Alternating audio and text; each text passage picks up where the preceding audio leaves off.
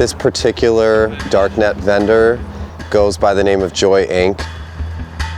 This organization primarily sells methamphetamine, cocaine, and MDMA in large quantities that they package here in Los Angeles at various different locations and then put into the U.S. postal system for customers across the world.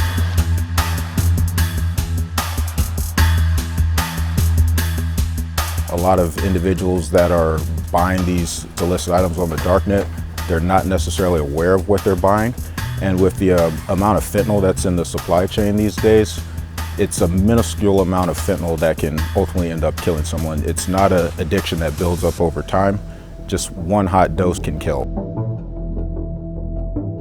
One of the things that makes a Darknet marketplace so dangerous in the eyes of law enforcement is the fact that it's such an easy-to-use platform.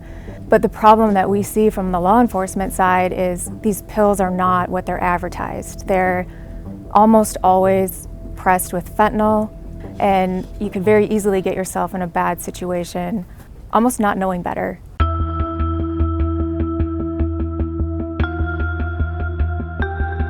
What JCODE brings to the table is, given the numerous federal, state, and local partnerships that we have, to include our international partnerships, we're strategically placed to combat this threat because it is borderless.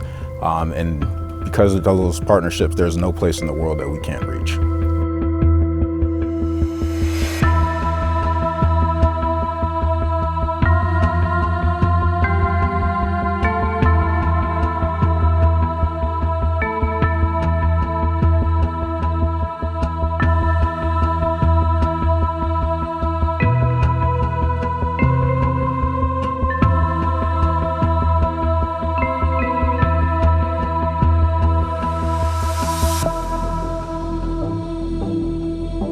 The unique nature of our threat is the scope and the range that the Darknet vendors that we target can reach when it comes to the customer and the user base.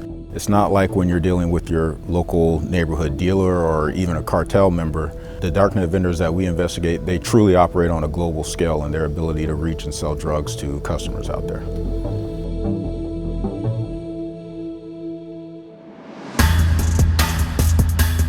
We're trying to keep people safe. The FBI mission statement is to protect the American people and uphold the Constitution. And that's ultimately what JCODE is about.